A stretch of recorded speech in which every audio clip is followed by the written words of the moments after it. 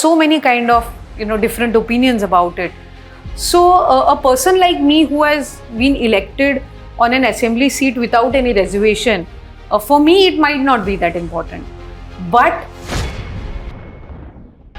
Namaskar, this is Sanjay Jog here. Welcome to HW News. I am joined by Maharashtra's Women and Child Welfare Minister, Ms. Aditi Tatkare.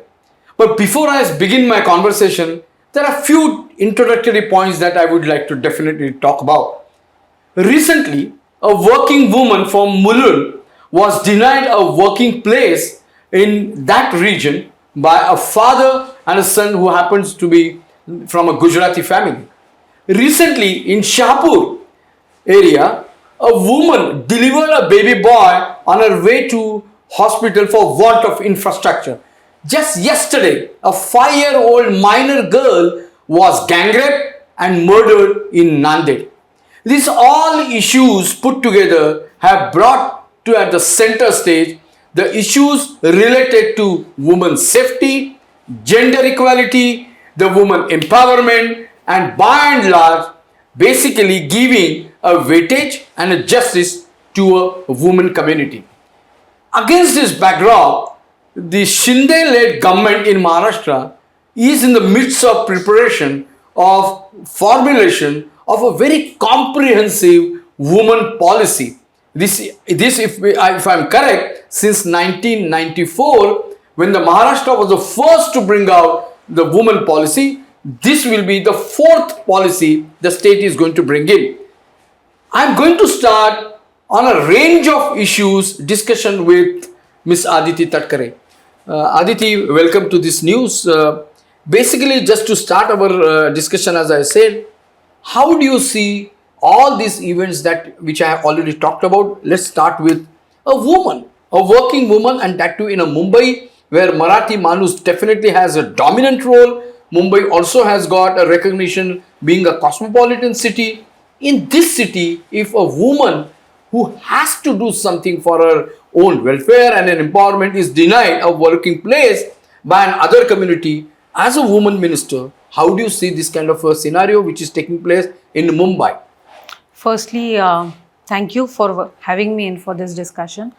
Talking about that recent incidents, of course, it was shocking. It was, it is something that brought up, anger from all sides of city or state or, mainly Marathi Manus, as we, proudly call ourselves. I've known Trupti from a while now. She's been working with various, been active in social media activities and from quite some time now.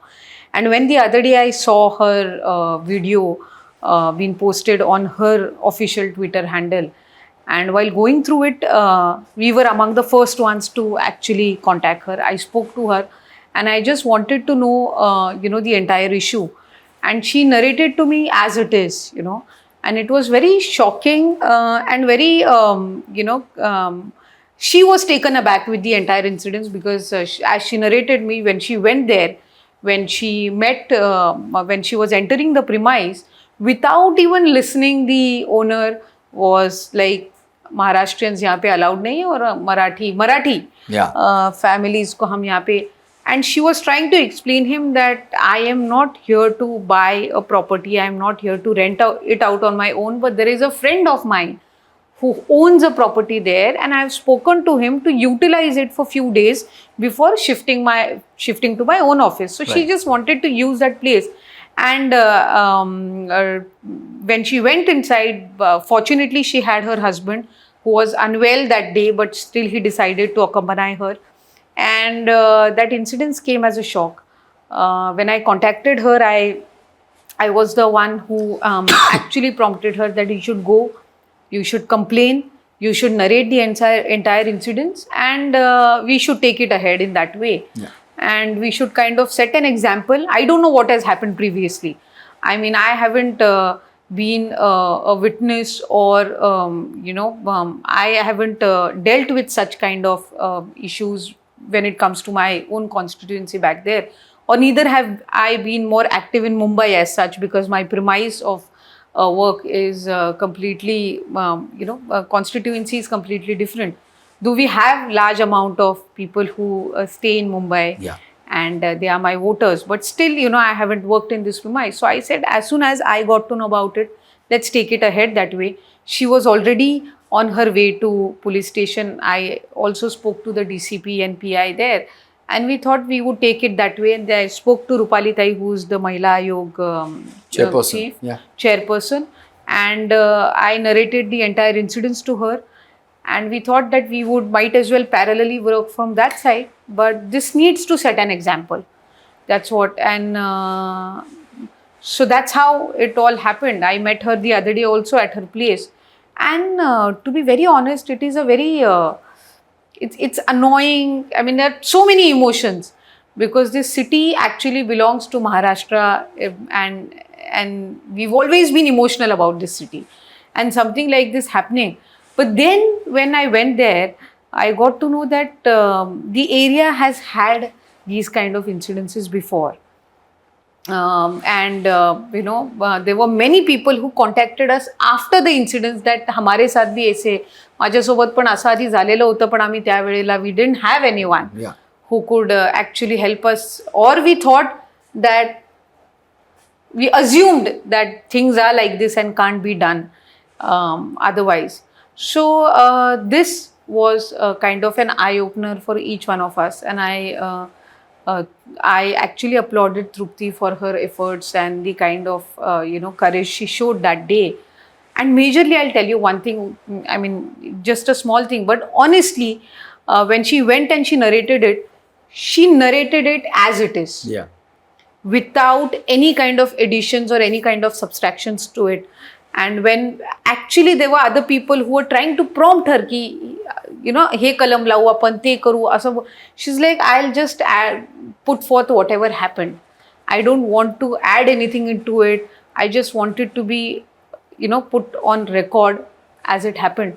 So that was one thing, as a Marathi manus, that honesty, that she could have added many things. Absolutely. As a woman, we know that there are so many other things that could be added, but she did not. So even at that situation, as a core Marathi manus, we don't leave our honesty. And that is one thing that I really found it commendable. Right, but Aditi, can you just tell us, as a minister now, when you look at it, you are sitting in the government, if such incidents are taking place in Mumbai, how this can be dealt so that it cannot happen as to Trupti or maybe to other even Marathi manus?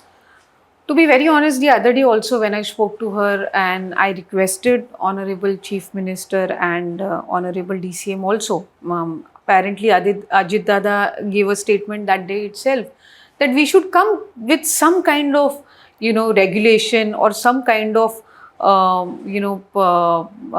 rules for such societies that you all can't deny. And it is the basic right of a human. I mean, be it any caste, creed, community, you cannot discriminate. Yeah. So, so this is one incident, but we need to set some kind of rules and regulations.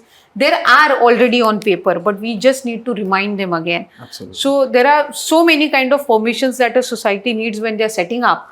So we might as well add this, that you cannot deny anyone on the basis of their caste, community or creed whatsoever. So I think that is one thing that government should, and we are requesting Honorable Chief Minister Shinde Sahib also that we should take this ahead. It should not happen again, and if it does, then it would make us look like we are not serious about it. Great. But I hope that doesn't happen again. Yeah, the second incident which I narrated was just from here, maybe 50-60 kilometers away. There is a Shahpur, around that area, a woman has to deliver a baby boy on her way to basically hospital for want of infrastructure. This is really pitiable in a state like Maharashtra, whose budget is almost more than 6 lakh crore. The GDP is growing. As a minister, do you feel that this is definitely a shame?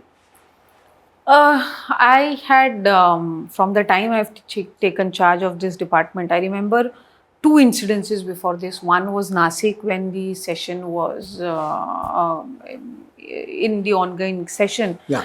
And a woman could not deliver because the lack of infrastructure or road availability. I contacted the collector there immediately. I spoke to the MLA there also, and I spoke to the family also. I got in touch with them as well. And the road was actually being proposed in one of the schemes that is available for the road development. When that incident happened, we obviously tried to speed that up, but there was one proposal which was run through in by the government with the help of Adivasi Vibhag, the department, that the roads which are not being noted or included in any kind of schemes. Yeah. Basically, we do have numberings and we do have roads in each and every section, like village roads. They are being named and noted. So that is when we try to include them in the Gram Vikas department. Then there are budget roads, PWD roads, which are obviously in the no, in their budget book or in the PWD survey book. So the unnamed or the unidentified roads, which are basically, most of these roads are connecting the extreme rural part or either the Thakurwadis or Adivasi Wadis. Yeah. So that one scheme that the government came up with just last month, that unidentified or unnamed or numbered roads as well will be covered in the new scheme which has been coming up by Adivasi Vibhag, and they'll have a special budget for it. And all these unnumbered and the roads which do not feature in the book of either village VR or PWD would be included. So I think that is one thing which would sort this problem out, because mostly these roads are either stuck because a part of them comes under a forest department, or either they are not numbered or featured in it. So that is one thing that these are three incidences, like one, Nasik, second was Palghar, where because of the bridge, they had to, just cross the bridge every time they had to move around or commute. So that I remember I had contacted the Guardian Minister and he happens to be the PWD Minister as well. So I think that is one thing that, I tried to communicate with him and speed up the work. Fortunately, he included it in the DPC as well as his PWD department. So these are certain things. I mean, unfortunately, these incidences happen and then we start working. But I believe that when we come with such kind of schemes, we'll be able to, tackle at least 60-70% of the problem. I wouldn't say 100. Oh, great. This is cutting across the state you are talking. Yes. Okay. And the third was really quite shameful, shocking. A 5-year-old minor girl gang raped and murdered just yesterday in Nanded. This incident is not just an isolated. These are happening in various parts of the state. True. As a woman and child welfare minister, how do you look at it? And what are the measures the government is taking? It is not, I am not asking just from the purview of the home department, but government by and large, how they are, looking at it and how they are going to swing into action to curb it and tackle it. To be very honest, such cases need to be run in fast track courts. I have, in my political journey as a minister or as an MLA or, just working in a woman wing, I've always, felt disgusted, felt, there's so many emotions that why a 5-year-old or a minor is being raped and with no fault of hers. There are times when there are comments like, the way women move around, the way women, about their attires, but those are, you can't judge, or no one gives you the right to, rape a woman because the kind of clothes she's wearing. That's one thing. But this is something, I personally feel this is some psychological illness, which needs to dealt with. They are already existing in the society.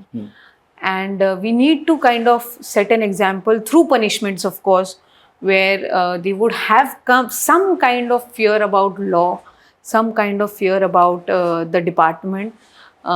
So such examples need to be set.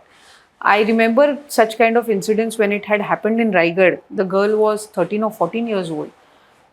We just, the case is almost on the conclusion stage now, after 1.5 years. So we were continuously pursuing it, that since there were minors also involved, so it became a juvenile one. Yeah. And that delays the entire procedure, and in such kind of cases. But I personally feel they should be caught, and there are times that in such cases capital punishment, I personally would say, should be resorted for, because till you set a strong example, and you kind of try to set such examples which would actually create some kind of fear about the law, about the law and order, or about the police department. Till then, I feel such kind of incidences are unfortunately going to take place in society. Aditi, recently, India had that G20 presidency. I had attended extensively during the deliberations which took place in Mumbai and the rest of other country. One of the issues which was discussed across the countries was basically a danger of rise in violence against women. The safety is of a paramount importance, but unfortunately it has been given a go by. It looks like that.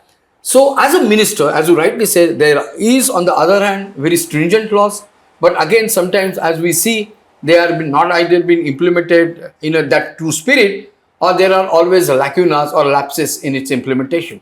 But at the same time, as you rightly said, there is a growing also tendency among the general people, if at all I rape, if at all I abuse, I am not going to, Right. I will escape from the Right. law, or something like that. So as a minister, if I'm correct, Maharashtra has got on the lines of the other states a special act being already crafted. It has been sent for the presidential action. If I'm correct, the Disha, True. Shakti in fact. Shakti.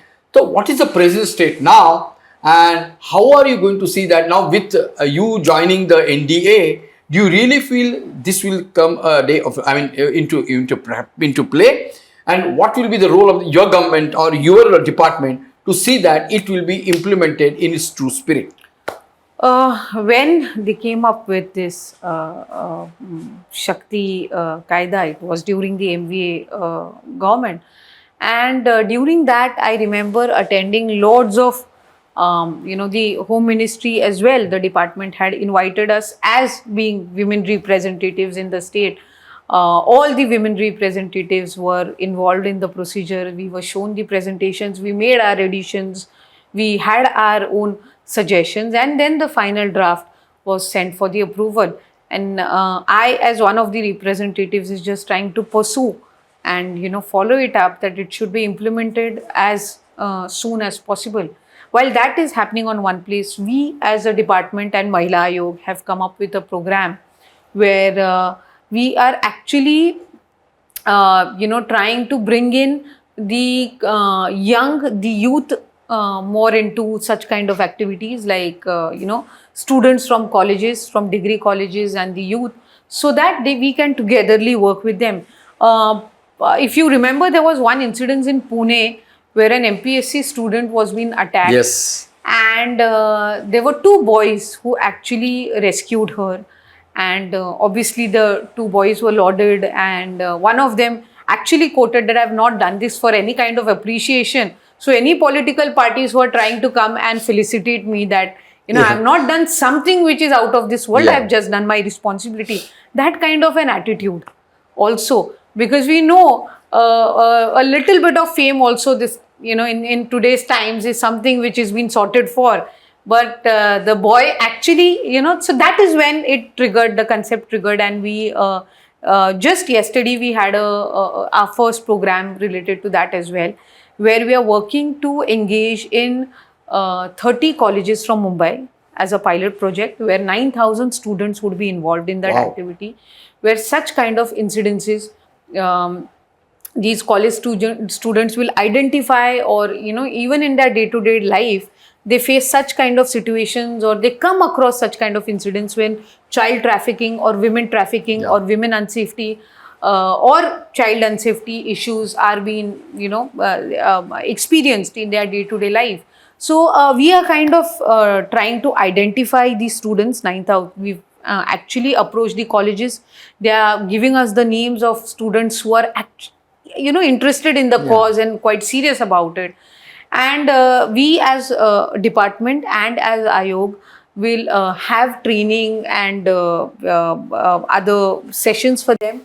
We will try to engage them. We are bringing in at least 5 to 6 NGOs who have been working for the cause, so that we have experience as well as the newcomers who are, Absolutely. So the energy levels of both are, Quite high. quite fluctuating high from both the sides.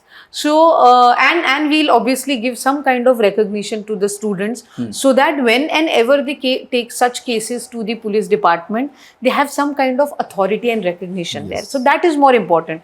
There are so many college students who randomly find such cases happening, but when they actually go to the police station, they might not get the kind of response. So what we are trying to do is we are trying to implement this as a pilot project in Mumbai, and then we will spread it to the other urban areas and then simultaneously rural. Because comparatively women trafficking, child trafficking and such issues are happening in rural, yes, but we need to start it from the urban areas, because urban area has both the crowd, like the urban as well as the rural ones who come for their further studies or for the job or the other better opportunities. So we are starting it in Mumbai. We've launched it just yesterday. Students were also quite enthusiastic about it. They had so many suggestions as well. We are trying to bring in some retired IAS officers who would have dealt with such kind of incidences, and so we need their experiences. Absolutely. We need case studies on how to deal with in the given situation. So these are certain things that we are trying to do in from department and from the commission side. And obviously the Shakti thing, which all of us, all the women representatives across the party, to be very honest, are trying to pursue it. But do you really see any kind of a deadline you are looking at to get the presidential assent so that it will be implemented in the right earnest? Yes, I personally feel that it should be done in another 1 or 2 months. And then again, there are some kind of central permissions as well, which will be required. But after the presidential approval, I think that formalities would come in. So yes, we are trying to pursue it so that it can be implemented as soon as possible. Aditi, you are definitely an example or a role model for others also, in the sense when I am talking about the gender equality. Recently, again, as I recently attended one of the UN conferences and also the G20, wherein one of the SDGs was the gender equality. We have got a gender budgeting and whatnot. But it has given in certain areas a bypass. I mean, maybe, they are not adherent to the principles which have been laid down for gender equality.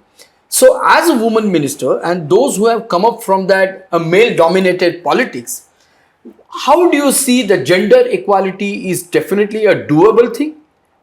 Is it a workable proposition? Or are there any kind of roadblocks as a minister you come across, and how it can be definitely tackled? I personally feel it is a workable, aspect only if men are involved in it. Because the one who treats you equally are going to be men. So no matter how much ever as a woman or as a girl, anyone keeps on, arguing on this, I feel that we should more emphasize on equality. There are times we ourselves, assume that we are inferior. There are times that we try to project ourselves as superior. So this aspect that both are equal, not physically, obviously, because each one of us know that they're physically, obviously men are more stronger, but that is balanced out with the psychological strength which women have. And I feel that in terms of multitasking as well, women are a little ahead. In fact, I would say. Much more qualified. But I would say that we should involve more and more men in such kind of activities.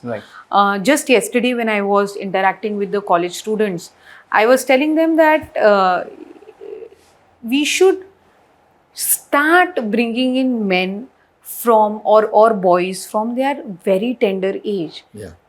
The current generation has the opportunity. Whatever we do today is actually going to get good results tomorrow. Yeah. What happened previously, we cannot change. Right. And we cannot change the mindsets come what may. You cannot change the nature of people. Like Absolutely. for instance, my father gave me an opportunity. He has both of us. My brother is in politics and I am in politics. But fortunately, he's been of that liberal mindset. Yeah. My mother has, empowered both her kids in that way that there was never any kind of discrimination. So I come from that background. I come from a region, Konkan, which is, psychologically so developed and educated compared to the other regions. Yeah. I wouldn't want to bring down any other region for that matter. Girl education is higher in Konkan. Issues like child marriages or dowry or atrocities or women domestic violence are comparatively less when it comes to Konkan. Absolutely. The lifestyle, the liberal backdrop. So I belong to that region where the setup is quite liberal. But it doesn't happen with others. Just the other day when 33% reservation was being passed in Lok Sabha, and there were so many kind of different opinions about it. So a person like me who has been elected on an assembly seat without any reservation, for me it might not be that important. But for women who are not getting an opportunity, Right. for them to get an opportunity, reservation is important. Like, imagine if there was no reservation in local body government, women might have not got that opportunity. I'm extremely proud that Maharashtra is the first and the pioneer, and then it was taken, nationwide or in the correct. other states. But reservation, I personally believe it might not be important for people who are getting opportunity otherwise, but that is very limited. Yeah. But for women who aren't getting opportunities, it is more important. And after getting opportunity, what you do, that is even more important. So for a sarpanch or for a Jilla Parishad member or for a Panchayat Samiti Sabhapati or be it an MLA or MP, whenever it happens, I personally believe that what you do of that opportunity, you have an opportunity of 5 years. So in that 5 years, I personally believe that if you are contesting on a reserved seat, you should work such Yeah. that even after 5 years, there is no reservation on that seat, you should be able to contest. Aditi, just to good that you referred to the women reservation. There has been, of course, it has been widely accepted, debated also. But again, which is without any timeline. And I mean, everybody is confused. I mean, there is an issue of a delimitation. True. Then there is that census thing which True. is also happening. True. So as you rightly said, you have got elected from an unreserved quota. But at the same time, you are saying that the reservation is definitely key for others to get into the mainstream, Of right? course. So do you really feel these issues can be immediately taken up on the board and can be sorted out so that the reservation can be implemented? Ironically, I had just started my political career when this topic had come up for the first time. In 2009 or 2010, I remember. Correct. 2010, clearly. 2009 when it was I passed. had just Yes. passed out from my college. Yeah. I was working. I was doing a job back then and trying to, help my father in his political and constituency and the activities there. That time it had come and 33% आरक्षण येणार 33% reservation येणार जिथे मग ही seat reserve होणार ती seat reserve होणार so we been listening to this from last 17-18 years now and when it actually happened the other day so I vaguely remember that time it was passed in Rajya Sabha and then something it just fizzled out in Lok Sabha. Yes, right. And then nothing took ahead and maybe it wasn't taken up again. Right. And when it happened during the last session, then again the hopes were high that it should be implemented soon. But obviously the elections, the 24 elections and how it should be worked. And again, when it comes to reservation, I believe that delimitation happens once in 25 years, I think. Yes. 20-25 years. So that again needs to be, I think there should be a rethought about it. That 25 years, I personally believe it is a too long time. So if that could again go with some kind of revision, maybe 20 years and census.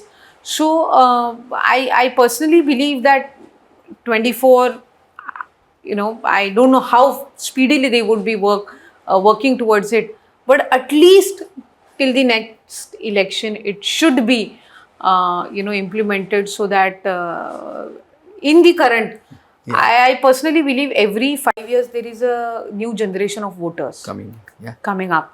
Like in 2019, when I contested elections, it was on different, setup altogether.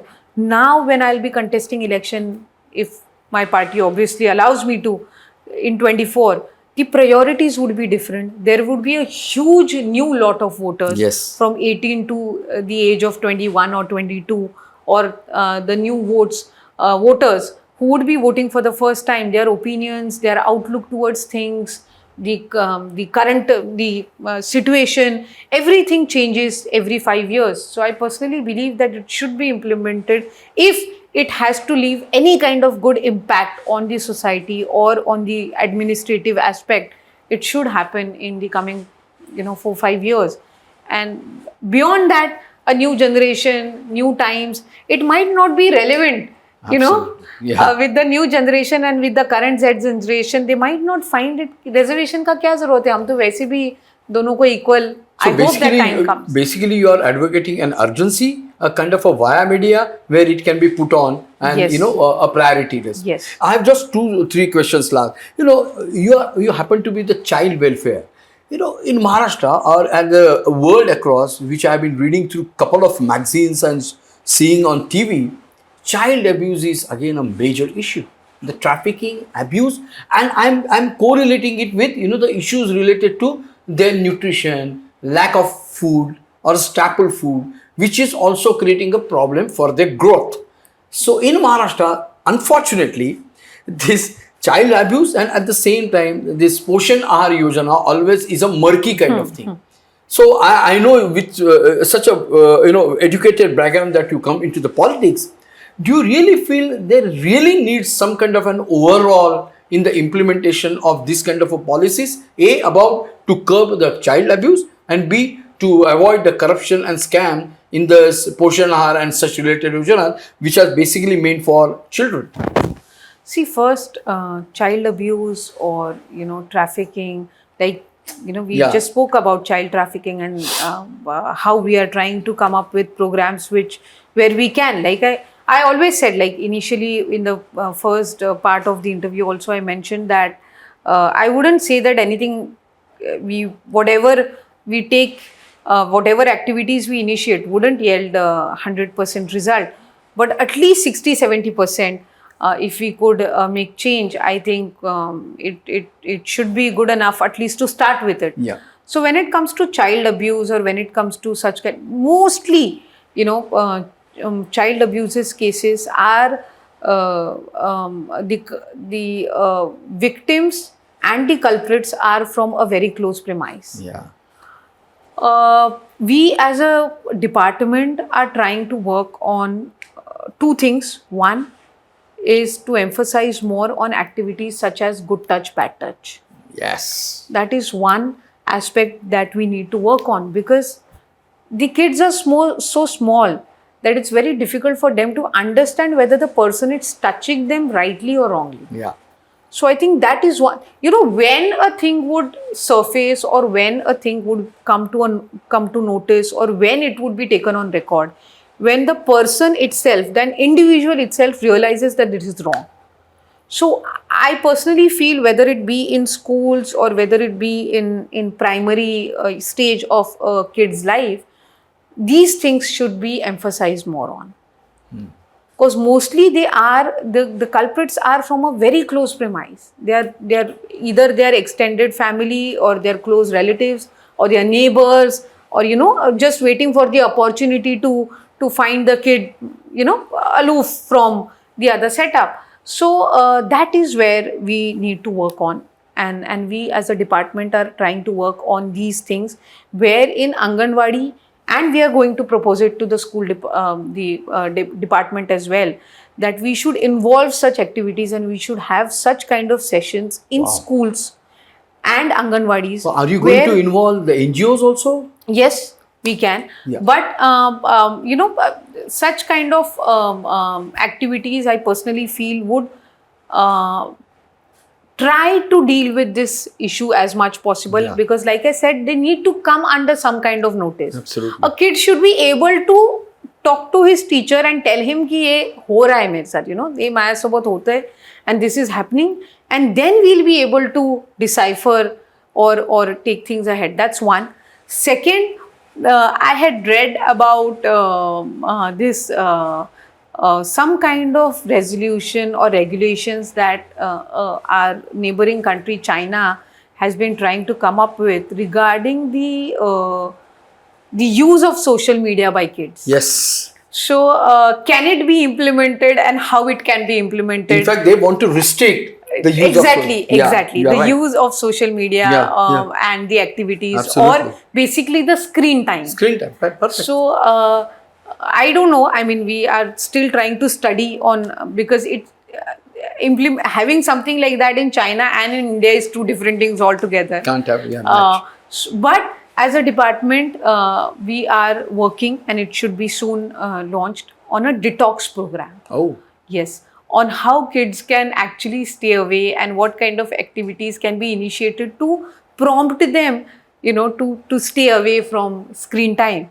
Because usually with both working parents and with both, with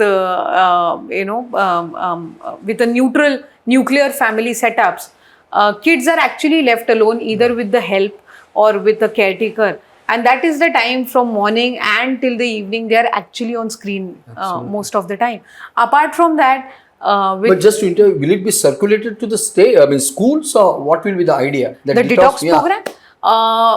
We are trying to work on it, as in every 3 months we can have such kind of activity either in Anganwadi or in schools, Okay. where the program can be implemented for 2 or 3 days. Yeah. There can be a workshops or Yeah. sessions where kids can be involved in other activities. What happens is, even normally if you see a human psychology, we are sitting and we have our phone on table and we are, it's obvious that we'll go and we'll try to kind of go through the social media, or, just have a look at it. Just randomly, there's no urgency, there is no need, nothing like that. But it's just become an habit or a tendency. And the screen time obviously is harmful for them, the rays which are really harmful. So that is one thing that we are trying. So these are something which are innovative activities, but maybe if they are implemented, and mostly in Indian families, if you see, kids do not have a separate phone of theirs. Yeah. It's either their mothers or their fathers, which has been stashed away from them, and kids try to have their hands on that smartphone. So and every I personally believe, whether it is a poor or a middle class, upper middle class or rich, each one of them have mobile phones now. They are available. Smartphones are also available on cheaper rates. So that is one thing that I personally feel, as a department, we need to. This is not something which needs a huge budget, or there are no financial repercussions as such.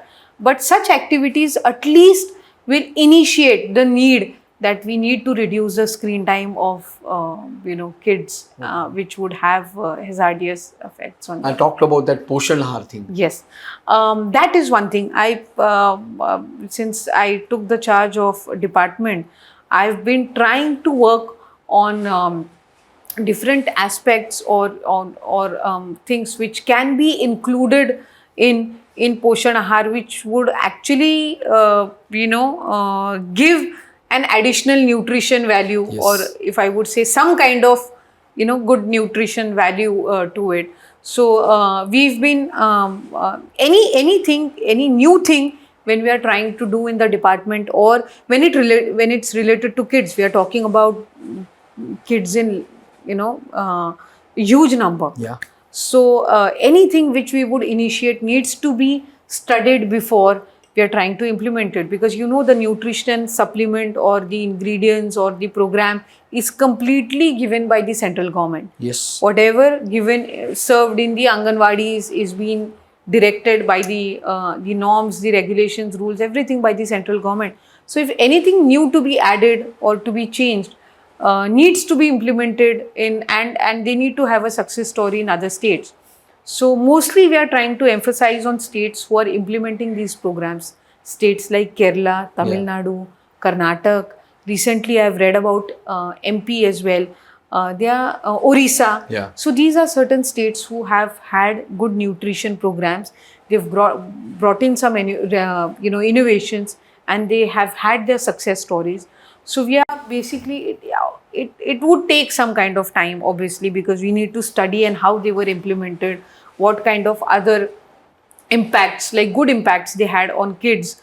Like recently, I think school department decided to add raisins, bedane, in the portion, the daily food that is being served.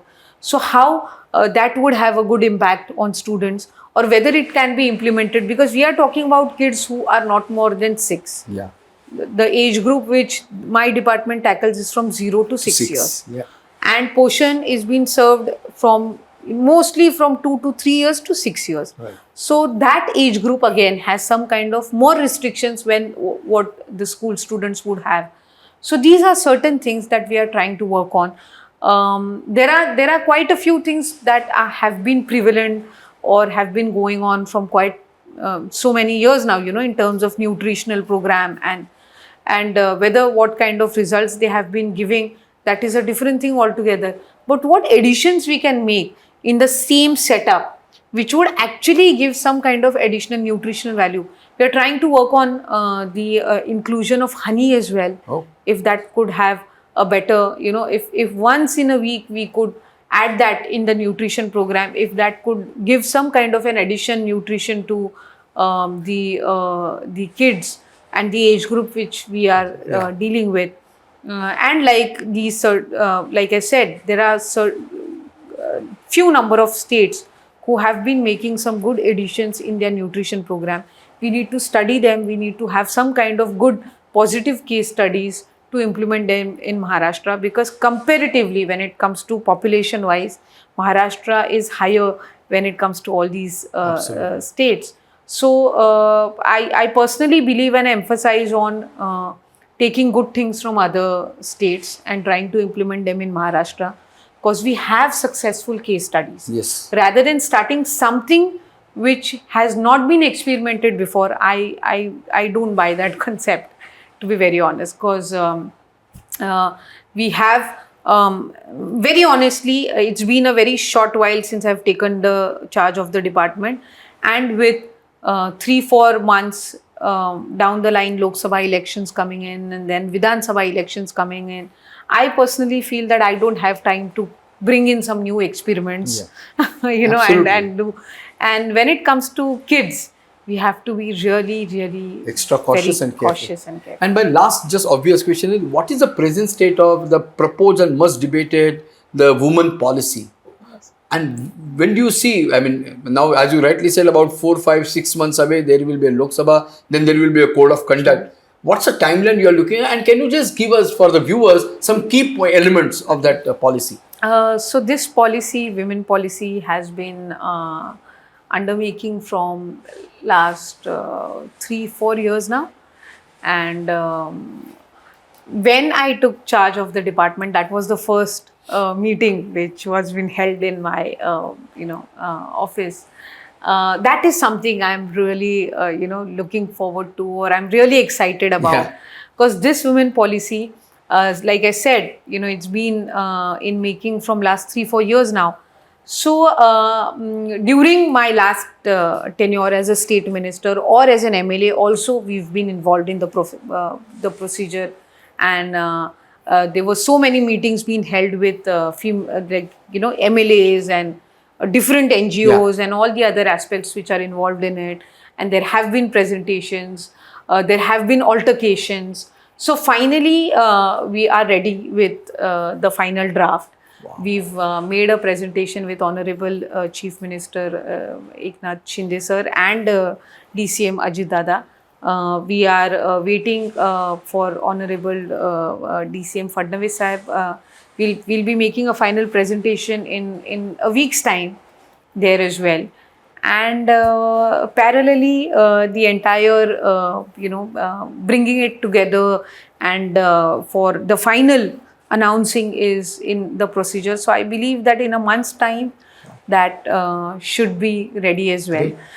In this women policy, we are emphasizing more on implementation. Yes. So that is one aspect where I feel we should be working on, because there have been policies, be it women policy, be in generally also government comes up with so many policies, but the major task is the implementation. So in this women policy, we have worked more on the aspects where we can emphasize more on implementation. And there are certain things that we've taken from the previous policies as well, which need continuation. There are some innovations as well. There are certain new things as well. But we have worked more on the various departments, bringing it together for implementing the policy. Because it is just not about women and child development department. It brings in skill development department, home department or finance department or our rural development department. That is meant because Umed, the major lot of women is registered in that department, a minority department. So there are so many other departments which are interconnected. Correct. And we need to have the clarity of who is going to implement what. Yes. So that is one thing. Apart from that, we've kept a monitoring system after every 6 months. So in every 6 months, I, as the minister for the department or the secretary, or even we've kept included a meeting every 6 months or yearly under the chairmanship of chief minister. So that these are certain things that would actually push through things and make it a little faster comparatively than what happens, because obviously when a chief minister chairs a meeting, it speeds up the procedure, it speeds up things, it is easy to set timelines. So for me, women policy, yes, as a policy it is important. One, there are so many decisions that would be taken, and so many good things would also be brought in. But implementation is one thing that we'll be emphasizing on. Just 2-3 important features of the policy. Can you just tell us for the viewers? One is generation of employment for women. Yes. Through policy. That is one. Strengthening the Bachat Guts, self-help groups. Yeah. That one thing. And third and fourth aspect is health. We are prioritizing health of women through that's great. Which we want to emphasize more on. There are certain, and there are 2-3 new aspects that I've tried to get into it, is postpartum depression. This is something which is not been talked about much. Yes. Since as a department we deal with women who have just delivered a baby or they are going through pregnancy. The large part of women who are connected to this department are either pregnant women or lactating women. So postpartum depression is something which has not been talked about. Women do go through various kind of psychological changes when they are pregnant. They go through various hormonal changes which brings on depression, especially when women are working women and they have to bring their career to a stagnant point after they are, during their pregnancy or post their pregnancy. They go through such kind of psychological changes which can have longer and larger impact on their psychological mindset even ahead after, So that is one aspect, that is one new thing that we've trying to, add in the policy, where we will try to deal with the issue, where we'll try to have good psychologists, gynecologists, tryptin, who can help us, in coming up with a program which we can take it to the ground level in the Anganwadis, and we'll train the Anganwadi Sevikas to converse with pregnant women or just after their pregnancy, of what kind of psychological changes they are going through, and what are the most important things that they should actually emphasize on post pregnancy, Yes. health wise as well. So these are certain aspects, the new aspects that we are trying to get in. Yeah, but your predecessor had talked about, giving weightage to the LGBTQ and also the transgenders. Have they been now skipped? The policy will not We, include? to be very honest, we've excluded them from this women policy, Okay, that okay. aspect. Yeah.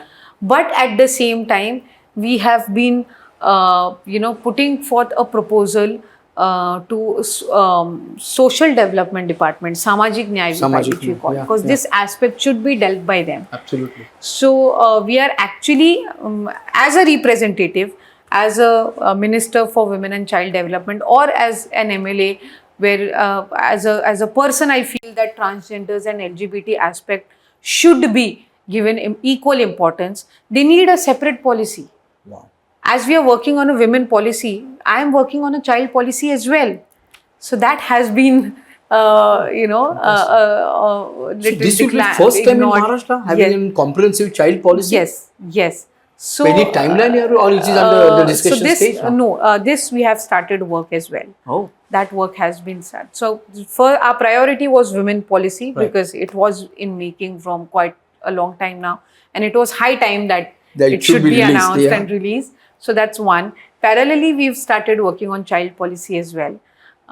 There are certain things that we have been trying to pursue with the school development department as well. Because when it comes to education, primary education, we have some kind of suggestions that should be incorporated from that department.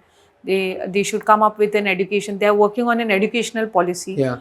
But if we give some suggest, because we are dealing with students who from the age group of 3 to 6, who are obviously the next age Yeah. group for that department, so if we have certain things set from the primary stage as well, so it would be easier for them to carry it forward.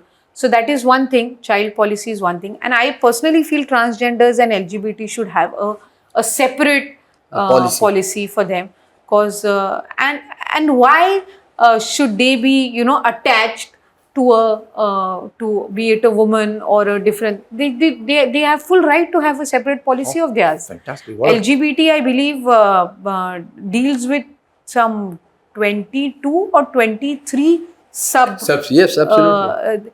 and it is not, I personally feel we wouldn't have been able to give the kind of the kind of attention and the Or a weightage, in fact, or weightage, or the kind of separate and special or fair treatment. Yeah. Because in women policy, it would have been one of the topics. Yes. So why to treat them like they are not important? Might as well have something separate. And I believe if it happens, Maharashtra would be the first state Absolutely. to come up with a policy for LGBT and transgenders, and they have full right to have that for their own. Okay. Just quick round. Like you must be going to a couple of other such conclaves. First, Prime Minister talks about dynasty, Vamshavad. Are you a victim of that? I mean, as an individual, I can't choose the family where I am, to born in. We do not have that option. But as an individual, what we can do is we can try to do best from the opportunity we get. I'm very proud of the family I belong to. Absolutely. My grandfather has been in this field. Yeah. He was in the local politics. He was Panchayat Samiti Sabhapati. He was Jilla Parishad member. Then my father obviously has contested assembly elections, Lok Sabha elections. I got a platform. I wouldn't deny that I got a platform, and it was comparatively my father has had, have experienced struggle and hard times. Yeah. When I came in, it was already, there was already a platform. I had to only take it, ahead. But at the same time, it is difficult. Because you're constantly compared with your father, you're constantly compared with your grandfather, you're constantly compared with, others. So that on that aspect, yes, we would have our own struggle. Having said that, it is comparatively easier for a person who belongs to a political family to contest their first election. Yeah. So for me, maybe 2019, I 50-60% was because my father was already representing the constituency. I had worked as a Jilla Parishad president and member for 2.5 years. So maybe 15 to 20% of that, and then 5-10% of individual because youth. Yeah. And I belong to that age group where students or the first time voters can relate much. They find it much more easier to come and talk to. So for me, the second election is where all of us, I mean all the first timers, I think 98 of us are the first time assembly members. Absolutely. And most of us are carrying forward our political legacy. So for us, the 24 election is going to be the real test of projecting our own vision, our own thinking about constituency and our own plans for development. And I personally feel that no matter what political parties we belong to, at the end of the day, for voters, it is more important of how our MLA is performing for us. Absolutely. If politician, then what else you would have opted? I don't know. I mean, I've been in this field from 2008, 2009 now. Yeah. So it's almost been 16, 17 years. I am fortunate enough that my father did not give me opportunity to contest when I entered for the first time. It took me good 10 years to decide whether I want to get into electoral politics. Being in politics is one thing. Yeah. Being associated to politics is other thing. And actually being in electoral politics is a different Hugely thing different. altogether. Yeah, absolutely. Because you are making all kind of compromises. You have to be mentally prepared for anything, for anything. It's not necessary that you might taste success every time you contest. So you have to be mentally prepared for everything. So for me, fortunately, he never gave me an opportunity the first time I entered. So it gave me good 10 years to think, to rethink, to work.